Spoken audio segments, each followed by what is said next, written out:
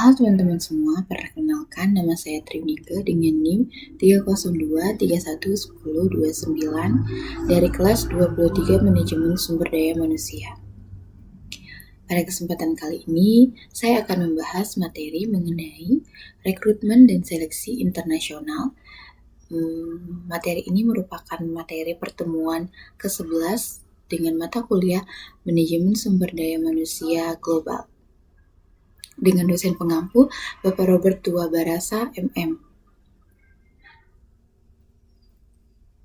Langsung saja kita masuk pada materinya.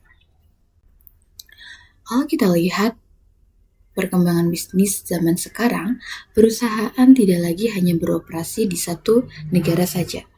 Banyak perusahaan yang memiliki cabang di berbagai negara, bahkan sampai memasarkan produknya secara global. Kondisi ini membuat perusahaan harus mampu mengelola sumber daya manusia yang berasal dari berbagai latar belakang budaya, bahasa, dan juga pengalaman kerja. Nah, disinilah peran rekrutmen dan seleksi internasional menjadi sangat penting. Secara sederhana, rekrutmen internasional adalah proses planning dari sebuah perusahaan untuk mengidentifikasi apa saja kebutuhan dari perusahaan tersebut. Sedangkan seleksi adalah proses menilai dan memilih kandidat yang paling sesuai dengan kebutuhan perusahaan tersebut.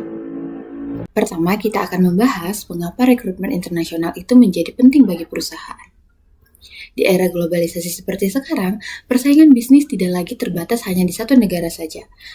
Perusahaan dari berbagai negara bisa bersaing dalam pasar yang sama. Misalnya, perusahaan teknologi dari Amerika bisa bersaing dengan perusahaan dari Jepang atau Korea, bahkan dari negara lain. Karena itu, perusahaan harus memiliki sumber daya manusia yang benar-benar berkualitas agar mampu menghadapi persaingan global.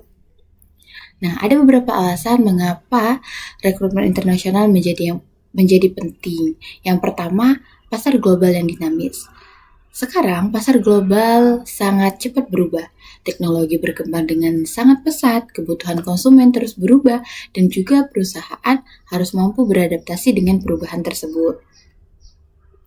Nah, untuk menghadapi kondisi ini, perusahaan membutuhkan karyawan yang tidak hanya memiliki keterampilan teknis, tetapi juga memiliki kemampuan berpikir global dan mampu beradaptasi dengan lingkungan yang berbeda. Misalnya, perusahaan teknologi seperti perusahaan digital sering mencari talenta dari berbagai negara karena mereka membutuhkan orang-orang yang mempunyai keahlian khusus yang mungkin tidak selalu tersedia di satu negara saja. Alasan yang kedua yaitu mendapatkan talenta terbaik. Rekrutmen internasional memungkinkan perusahaan mendapatkan talenta terbaik dari seluruh dunia, bukan hanya dari satu negara saja. Bayangkan jika sebuah negara hanya mencari karyawan dari satu kota saja. Tentu pilihan kandidatnya akan sangat terbatas. Tetapi, jika perusahaan membuka peluang secara global, maka mereka akan menemukan kandidat-kandidat yang mungkin jauh lebih kompeten. Sebagai contoh, banyak perusahaan teknologi yang besar merekrut programmer dari berbagai negara karena mereka ingin mendapatkan orang-orang yang benar ahli di bidang tersebut. Alasan selanjutnya yaitu mendorong terjadinya inovasi. Tim yang berasal dari berbagai latar belakang yang berbeda atau latar belakang budaya yang beda biasanya memiliki cara berpikir yang berbeda-beda tentunya. Nah, perbedaan ini justru bisa menghasilkan ide-ide baru yang lebih kreatif. Misalnya, di tim pemasaran global, seorang dari Asia mungkin memiliki pemahaman yang berbeda tentang perilaku konsumen dibanding seorang dari Eropa atau Amerika. Nah, ketika ide-ide ini digabungkan, perusahaan dapat menghasilkan strategi yang jauh lebih efektif. Alasan selanjutnya yaitu menciptakan keunggulan kompetitif. Perusahaan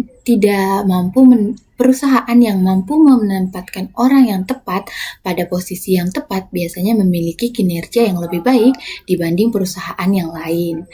Ada istilah mengatakan right man in the right job in the right time. Nah, karena itu, rekrutmen internasional dapat menjadi salah satu cara bagi perusahaan untuk memperoleh keunggulan kompetitif dalam pasar global. Baik, proses rekrutmen dalam perusahaan besar biasanya tidak dilakukan secara sembarangan. Banyak perusahaan menggunakan berbagai penelitian dan kajian akademis sebagai dasar dalam menentukan strategis rekrutmen mereka. Salah satu pendekatannya adalah tinjauan literatur sistem. Pendekatan ini dilakukan dengan cara mengumpulkan dan menganalisis dari berbagai penelitian-penelitian yang sudah ada sebelumnya mengenai praktik rekrutmen dan seleksi dalam perusahaan multinasional. Nah, melalui pendekatan ini, para peneliti dapat mengetahui metode apa saja yang paling efektif dalam proses rekrutmen karyawan. Sebagai contoh, penelitian menunjukkan bahwa wawancara berbasis kompetensi seringkali lebih efektif dalam memprediksi kinerja karyawan dibanding dengan melakukan wawancara biasa. Hal ini terjadi karena wawancara berbasis kompetensi menilai bahwa pengalaman nyata kandidat di masa lalu yang biasanya dapat menjadi indikator kinerja mereka di masa yang akan datang atau di masa depan. Dengan menggunakan pendekatan ilmiah seperti ini, perusahaan dapat membantu mengambil keputusan yang lebih tepat dalam memilih karyawan. Baik, selanjutnya kita akan membahas mengenai peran dari teknologi dalam rekrutmen. Perkembangan teknologi digital di zaman sekarang sudah membawa banyak perubahan yang besar dalam proses rekrutmen. Jika dulu perusahaan harus memasang iklan atau lowongan pekerjaan di koran atau melakukan rekrutmen secara langsung, sekarang banyak proses rekrutmen yang dilakukan secara online. Nah, disinilah peran teknologi sangat penting. Yang pertama itu bisa menggunakan portal rekrutmen online. Nah, seperti apa nih portal rekrutmen online? Jadi, perusahaan bisa mempublikasikan lowongan pekerjaan melalui portal karir atau situs rekrutmen online. Nah, dengan melalui platform ini, lowongan pekerjaan dapat dilihat oleh kandidat dari berbagai negara. Hal ini yang membuat perusahaan bisa terjangkau atau dapat menjangkau lebih banyak kandidat dalam waktu yang relatif singkat. Selanjutnya, kerjasama dengan agen rekrutmen.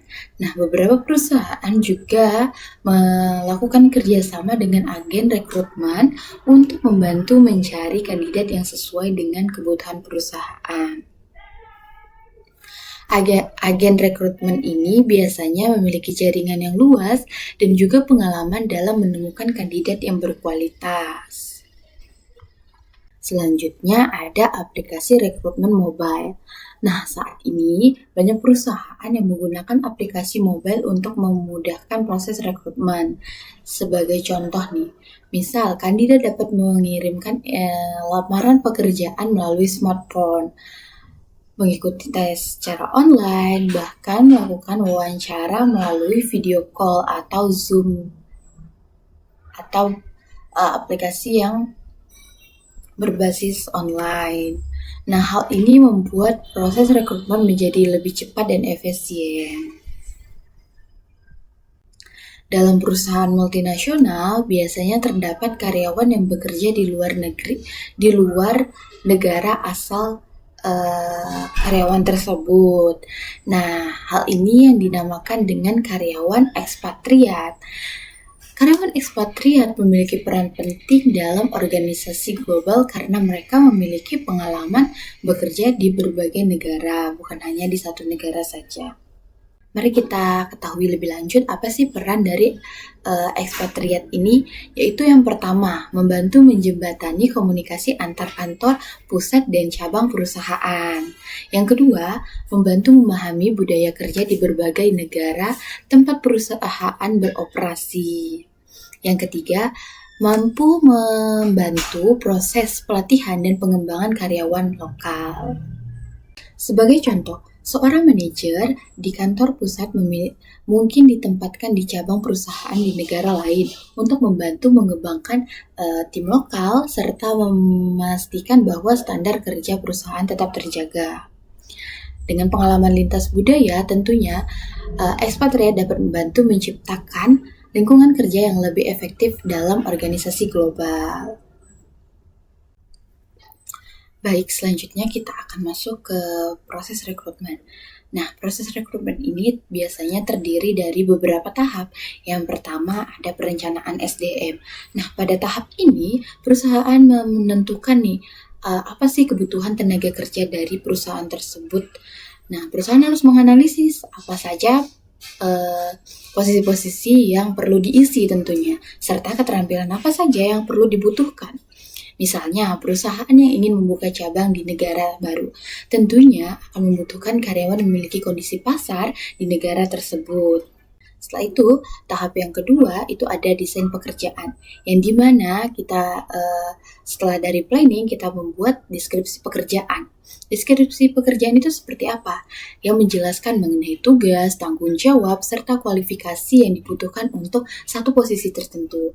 Deskripsi pekerjaan yang jelas akan membantu kandidat memahami apa yang diharapkan dari mereka. Dan yang terakhir dari proses rekrutmen ini adalah penyebaran informasi lowongan. Setelah semuanya siap, setelah planning, setelah desain pekerjaan itu siap dibuat oleh perusahaan, nah perusahaan akan menyebarkan informasi mengenai lowongan pekerjaan tersebut melalui berbagai media tentunya, seperti portal karir, media sosial seperti Instagram, LinkedIn, ataupun TikTok biasanya, maupun situs resmi dari perusahaan tersebut. Tujuannya untuk apa? Tujuannya untuk menarik sebanyak-banyaknya kandidat yang memiliki kualifikasi yang sesuai dengan kebutuhan dari perusahaan tersebut.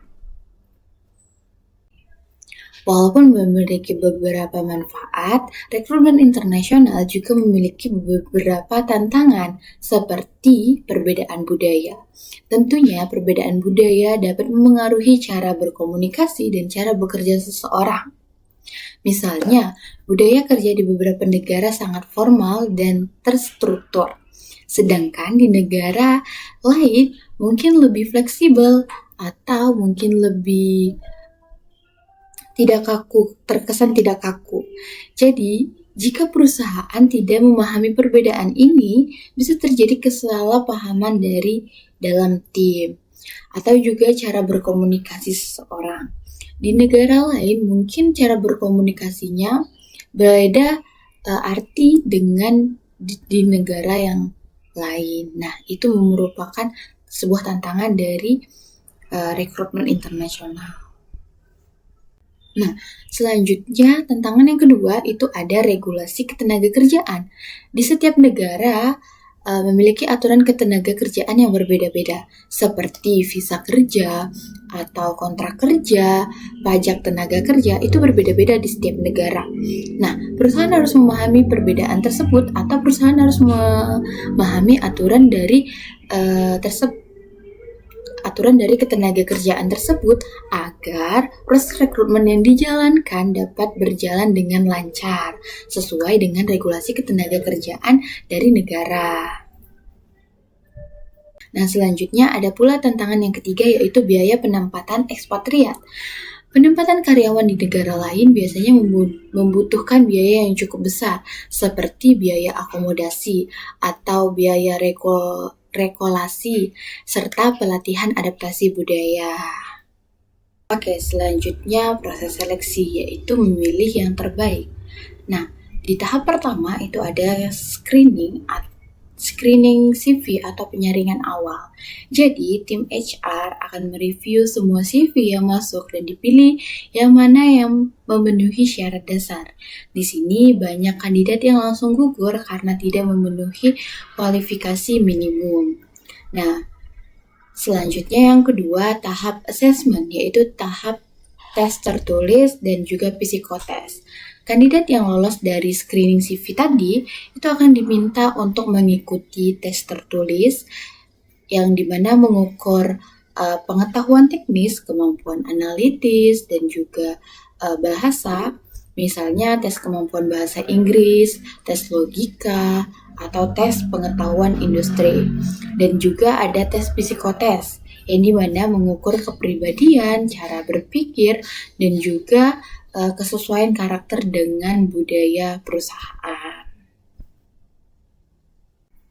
Nah, seperti contoh, untuk posisi manajer internasional, perusahaan mungkin akan melakukan tes kemampuan kandidat dengan mengambil keputusan di bawah tekanan atau bagaimana mereka bereaksi ketika menghadapi konflik lintas budaya. Tahap yang ketiga yaitu tahap wawancara yang dimana dilakukan untuk mengetahui lebih jauh mengenai pengalaman, kemampuan, serta kepribadian dari kandidat. Nah, pada tahap tes wawancara ini ada dua fokus utama, yaitu wawancara kompetisi yang dimana menggali kemampuan teknis dan pengalaman, misalnya ceritakan pengalaman memimpin tim lintas negara, atau wawancara kecocokan budaya yang dimana menilai apakah nilai-nilai kandidat sesuai dengan kultur dari perusahaan tersebut. Sebagai contoh, bagaimana cara untuk beradaptasi dengan lingkungan kerja yang sangat berbeda dengan yang biasanya dikenal. Tahap yang keempat atau tahap terakhir yaitu meliputi keputusan akhir yang dimana ini akan menawarkan penawaran kerja atau offer letter dan juga negosiasi gaji serta pemeriksaan kesehatan sebelum kandidat masuk atau bekerja di perusahaan tersebut. Di beberapa perusahaan ada background check yang dimana itu adalah verifikasi riwayat kerja dan pendidikan dari kandidat tersebut. Selanjutnya kita masuk pada studi kasus yang dimana perusahaan multinasional di Indonesia. Nah, perusahaan-perusahaan nyata tersebut menerapkan rekrutmen internasional di Indonesia-nya itu seperti apa? Sebagai contoh di perusahaan Unilever Indonesia. Dikenal dengan proses rekrutmen yang sangat terstruktur dan juga profesional. Mereka menekankan pada pembangunan talenta jangka panjang, bukan hanya mencari orang yang langsung bekerja, tetapi orang yang bisa berkembang bersama perusahaan selama bertahun-tahun. Unilever juga sangat peduli dengan standar internasional, yang dimana artinya seorang manajer yang direkrut di Indonesia harus mampu dan juga punya standar kualitas yang sama dengan manajer Unilever di Inggris maupun di India. Selanjutnya ada perusahaan Astra Internasional.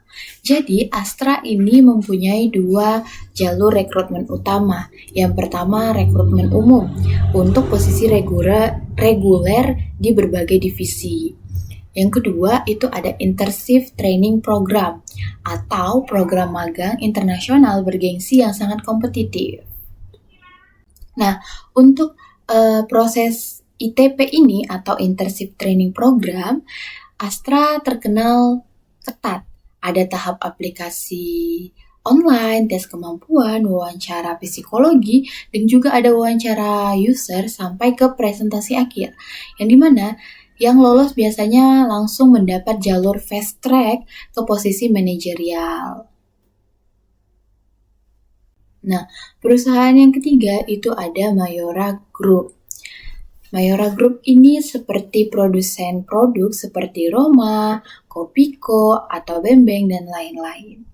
Nah, mempunyai seleksi yang cukup lengkap, yaitu ada tes tertulis, psikotes, wawancara HR, wawancara user, negosiasi gaji, sampai pemeriksaan kesehatan atau medical check-up.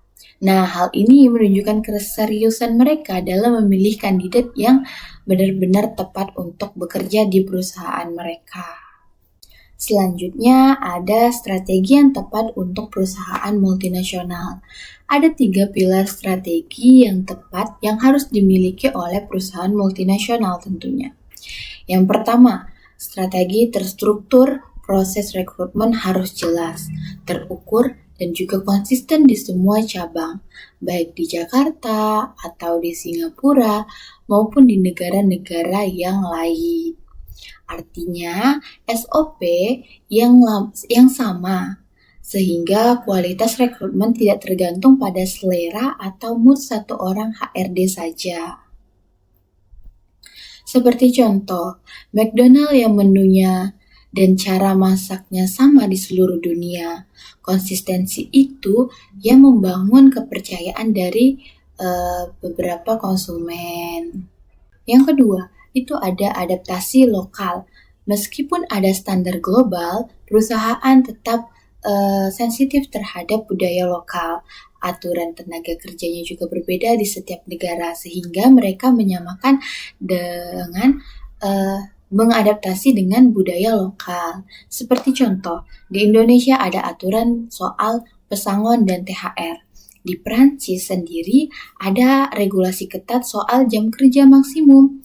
Dan juga di Arab Saudi ada ketentuan tentang rasio tenaga kerja lokal versus asing. Nah, perusahaan yang tidak paham aturan lokal bisa terjadi atau bisa kena masalah hukum yang serius jika tidak mengadaptasi dengan budaya lokal itu sendiri.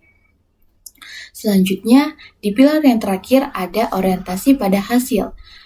Positif kalau kedua pilar di atas dijalankan dengan baik.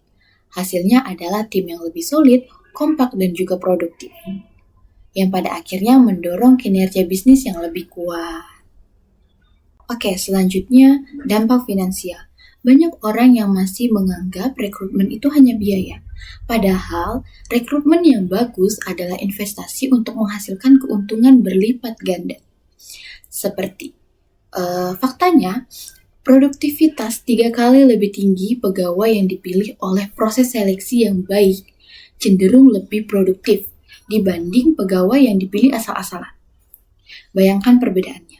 1 orang yang tepat bisa menghasilkan kinerja setara 3 orang biasa. Fakta yang kedua, penurunan turnover 50%. Terus turnover itu adalah istilah untuk pegawai yang keluar dan harus digantikan. Nah, ini sangat mahal karena biaya rekrutmen, training, dan waktu akan terbuang setiap kali ada pegawai yang resign.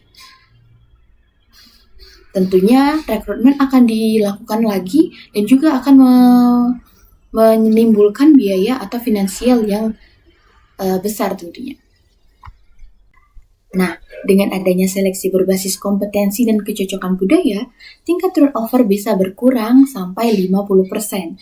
Artinya, pegawai lebih betah dan loyal karena mereka memang cocok dengan pekerjaan yang dijalaninya tersebut. Selanjutnya, fakta yang ketiga, yaitu ROI atau Return on Investment, meningkat. Ketika talenta yang tepat ditempatkan pada posisi yang tepat, produktivitasnya akan naik, sehingga turnover-nya turun, dan juga profitabilitas perusahaan meningkat secara signifikan. Ini bukan hanya sekedar teori, tetapi ini sudah terbukti di beberapa perusahaan besar di dunia. Oke, selanjutnya kita masuk ke solusi dan inovasi modern dalam seleksi. Dunia terus berkembang dan teknologi seleksi juga terus ikut berinovasi. Tentunya ada beberapa inovasi dalam proses seleksi atau metode seleksi. Yang pertama, Assessment Center. Ini bukan hanya sebuah gedung atau lokasi. Ini adalah metode seleksi yang dimana kandidatnya diuji melalui simulasi kerja nyata. Ini adalah metode seleksi yang dimana kandidatnya diuji melalui simulasi situasi kerja nyata. Contohnya, kandidat untuk posisi manajer diminta memimpin diskusi kelompok. Menyelesaikan kasus bisnis atau permainan peran berbagai manajer yang harus menghadapi karyawan bermasalah. Disinilah penilai bisa langsung melihat atau menilai bagaimana kandidat bekerja, bukan hanya dari cerita atau hanya dari CV-nya saja. Inovasi yang kedua, wawancara bisa berbasis kompetensi atau behavioral interview. Pendekatan ini menggunakan pertanyaan yang menggali pengalaman kandidat di masa lalu. Logikanya, perilaku masa lalu adalah prediktor yang terbaik untuk mengukur perilaku masa depan. Nah, ada beberapa contoh dari pertanyaan yang biasa dilontarkan. Biasanya yang pertama, ceritakan situasi di mana kamu harus membuat keputusan yang sulit dengan informasi yang terbatas. Nah, apa yang biasanya dilakukan oleh kandidat?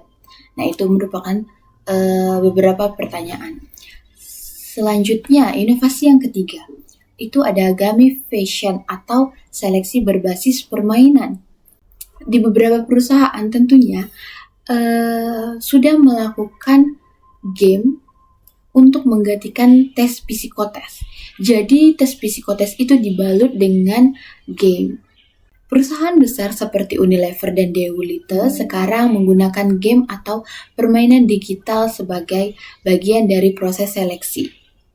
Seperti contoh, kandidat diminta memainkan game strategi tertentu selama 20 menit misalnya. Dari cara mereka bermain, sistem AI bisa menganalisis kemampuan berpikir, toleransi terhadap risiko, kemampuan multitasking, dan traits kepribadian lainnya. Tanpa kandidat menyadari mereka sedang dites. Jadi semacam kita bermain game, tetapi game itu membalut tes psikotes atau tes berbasis lainnya yang dilakukan oleh perusahaan. Yang dimana hasilnya biasanya lebih akurat dan lebih menyenangkan bagi kandidat. Sehingga pressure kandidat untuk menjalankan tes tersebut kecil. Selanjutnya keberagaman dan inklusi. Bukan hanya sekedar tren. Keberagaman atau diversity itu bukan hanya soal terlihat baik di mata publik. Ada manfaat bisnis yang nyata terjadi. Manfaat yang pertama, yaitu mendorong inovasi tim yang terdiri dari orang-orang yang berlatar belakang berbeda. Hal ini akan menghasilkan ide-ide yang tentunya beragam dan juga solusi yang lebih kreatif. Orang yang tumbuh di lingkungan yang berbeda akan melihat masalah dari sudut pandang yang berbeda pula. Seperti contoh, tim yang 100% terdiri dari laki-laki yang berusia 25-30 tahun mungkin tidak akan memikirkan kebutuhan perempuan, lansia, atau difabel dalam produk yang mereka buat. Sedangkan tim yang beragam akan secara alami mempertimbangkan semua perspektif ini. Manfaat yang kedua, resistensi karyawan lebih tinggi. Orang-orang yang merasa dihargai, diterima apa adanya, akan jauh lebih loyal kepada perusahaan. Lingkungan kerja yang inklusif membuat karyawan betah dan tidak mudah tergoda tawaran dari perusahaan lain. Manfaat yang ketiga yaitu pemahaman pasar global yang lebih baik. Tim yang beragam secara alami lebih memilih kebutuhan pelanggan dari berbagai latar belakang. Hal ini sangat penting untuk perusahaan yang mau ekspansi ke pasar baru. Contohnya, kalau perusahaan makanan Indonesia mau masuk pasar India, punya karyawan asal India di tim akan sangat membantu mereka memahami preferensi rasa masyarakat atau pantangan makanan dan kebiasaan makan orang India atau masyarakat lokal tentunya. Oke, setelah membahas semua aspek tadi, intinya ada 3 pilar utama yang harus dimiliki perusahaan multinasional. Pilar yang pertama yaitu rekrutmen strategis. Prosesnya harus terencana, tersistem, dan juga tidak asal-asalan. Adanya perencanaan yang matang dari awal sampai akhir. Pilar yang kedua yaitu menggunakan teknologi dan adaptasi budaya, memanfaatkan teknologi digital untuk menjangkau kandidat lebih luas, tetapi tetap sensitif terhadap perbedaan budaya di setiap negara. Pilar yang ketiga yaitu keunggulan kompetitif. Perusahaan yang berhasil membangun tim talenta yang hebat tentunya akan memiliki kemampuan kompetitif yang nyata dan keberlanjutan di pasar global. Baik, rekrutmen dan seleksi yang baik bukan hanya tugas dan bagian dari HR saja. Ini adalah investasi strategis yang menentukan masa depan keseluruhan dari perusahaan tersebut. Perusahaan yang salah rekrut akan membayar dan akan mengeluarkan lebih banyak lagi keuangan. Bukan hanya secara finansial, tetapi juga mereka kehilangan momentum bisnis yang tidak bisa dikembalikan secara dari waktu, finansial, dan juga tenaga. Baik, sebagai kesimpulan, rekrutmen dan seleksi internasional merupakan proses yang sangat penting dalam manajemen sumber daya manusia global. Melalui proses ini, perusahaan tidak hanya menumpukan talenta terbaik saja, tetapi mereka dapat menempatkan posisi yang tepat dalam organisasi dan dalam perusahaan mereka. Perusahaan yang mampu menjalankan proses rekrutmen yang baik memiliki sumber daya manusia yang lebih berkualitas serta mampu bersaing dalam pasar global tentunya. Oleh karena itu, perusahaan yang memanfaatkan teknologi, memahami perbedaan budaya, serta menerapkan strategi seleksi yang tepat agar proses rekrutmen berjalan secara efektif. Baik, mungkin cukup sekian resume dari saya mengenai pertemuan ke-11 mata kuliah Manajemen Sumber Daya Manusia Global dengan materi rekrutmen dan seleksi internasional. Terima kasih sudah menonton sampai akhir.